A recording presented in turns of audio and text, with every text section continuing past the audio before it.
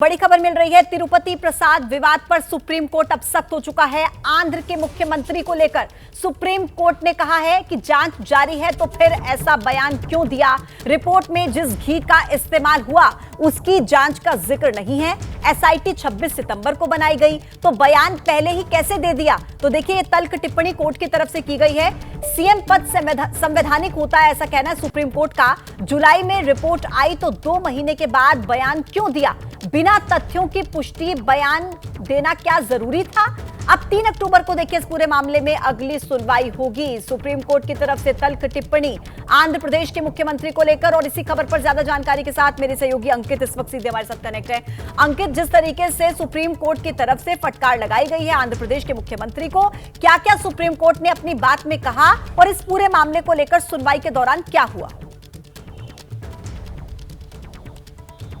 देखिए, supreme court में जो सुनवाई चल रही थी उसमें जो सबसे अहम सवाल जो कोर्ट की तरफ से उठाया गया वो यही पूछा गया है कि क्या ऐसी रिपोर्ट पुख्ता तौर पर है कि जो तिरुपति का प्रसाद था उसमें जो चर्बी का इस्तेमाल किया गया था, क्योंकि उसको लेकर के कोई स्पष्ट जवाब नहीं मिल रहा था। जिस पर जो कोर्ट ने कहा कि अगर इस मामले की जांच चल रही है, एसआईटी का गठन किया जा चुका है, तो सर्वोच्च पद पे बैठे राज्य में यानी कि संवैधानिक पद पे बैठे मुख्यमंत्री की तरफ से इस तरीके का बयान कि जो प्रसाद में चर्बी है ये सही नहीं था, क्योंकि बिना तथ्यों के, बिना पूरी जांच हुए इस तरीके का बयान सांप्रदायिक माहौल को खराब कर सकता है। और ऐसे में सुप्रीम कोर्ट ने एक बार नहीं बल्कि कई बार ये सवाल पूछा, क्या आप ये बताना चाहते हैं, यानी कि राज्य सरकार के वकील से, कि क्या आप ये कहना चाहते हैं कि जो प्रसाद था उसमें चर्बी वाले घी का इस्तेमाल किया जा रहा था और जो पिछले कई सालों से किया जा रहा था, जिस पर कोई ठोस जवाब नहीं आया। जिस पर सुप्रीम कोर्ट ने अपना जो आदेश भी लिखवाया है उसमें भी इस बात का जिक्र किया है कि संवैधानिक पद पर बैठे एक व्यक्ति को यानी कि मुख्यमंत्री को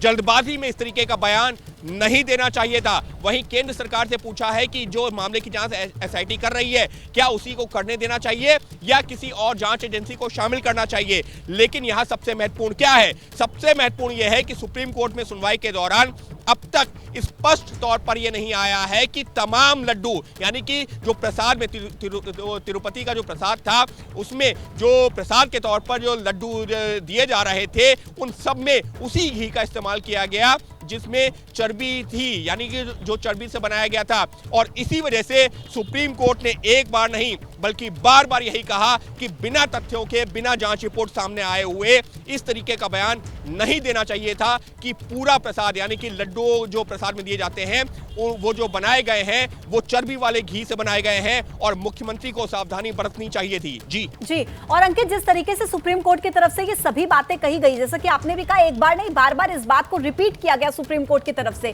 यानी कि सीधा संदेश है कि भगवान को, धर्म को आप राजनीति से दूर रखिए। अपने राजनीतिक फायदे के लिए इस तरीके के बयान देना, वो भी ऐसे सेंसिटिव मामले पर, ये सीधे तौर पर सुप्रीम कोर्ट की राजनेताओं को, पॉलिटिक्स को लेकर के जिस तरीके के बयान दिए जाते हैं उनकी तरफ एक सीधी फटकार, एक सीधा संदेश माना जाए। निश्चित तौर पर सुप्रीम कोर्ट ने कहा है साफ तौर पर, ये पूरी दुनिया के करोड़ों श्रद्धालुओं से जुड़ा हुआ मामला। हमारे सहयोगी निपुण सहगल लगातार कोर्ट के अंदर थे और उन्हीं की तरफ से जानकारी जिसमें साफ तौर पर ये कहा गया है कि आंध्र के सीएम की तरफ से सार्वजनिक तौर पर यह बयान दिया गया कि लड्डुओं में एनिमल फैट का इस्तेमाल हुआ है। अगर जांच रिपोर्ट में अब तक जो सार्वजनिक खुले तौर पर या ऐसा नहीं आया, स्पष्ट तौर पर ऐसा नहीं आया है, तो फिर इस तरीके के बयान से बचना चाहिए। और सुप्रीम कोर्ट ने अपने बयान में संयम बरतने का भी निर्देश, या ये कहा जाए कि एक तरीके से जो है उनको सलाह दे दी है मुख्यमंत्री को। सहयोगी निपुण सहगल जो लगातार कोर्ट के भीतर थे, अब वो कोर्ट के बाहर आ गए, वो ज्यादा बेहतर तरीके से और जानकारी साझा कर पाएंगे। जी अंकित, मैं वापस से आपके पास लौटूंगी। निपुण मेरे साथ इस वक्त कनेक्टेड है। निपुण, आपसे समझना चाहेंगे, क्योंकि आप भीतर मौजूद थे और आपको पता होगा विस्तार से कि किस तरीके की टिप्पणी सुप्रीम कोर्ट की तरफ से की गई, तो मैं चाहूंगी आप दर्शकों को डिटेल में जानकारी दें कि सुप्रीम कोर्ट की तरफ से क्या क्या कहा गया, किस याचिका पर अंडरलाइन किया गया।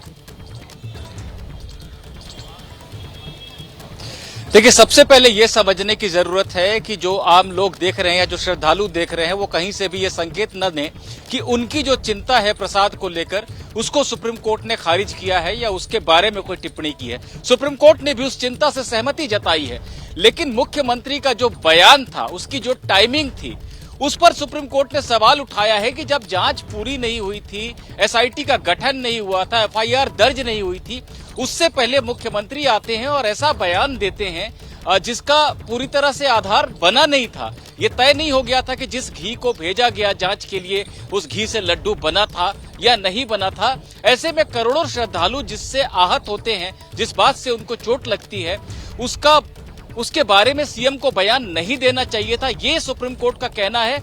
और सुब्रमण्यम स्वामी जो लीड पिटिशनर हैं इस मामले में, उन्होंने भी सवाल उठाया था कि इस तरह के बयान देने के बाद क्या जांच निष्पक्ष रह पाएगी अगर राज्य सरकार ने एसआईटी बनाई है तो।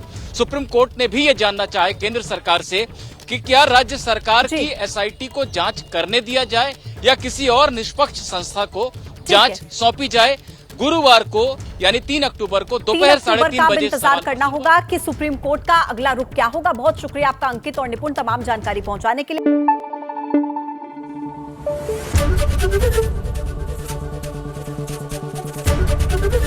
एबीपी न्यूज आपको रखे आगे।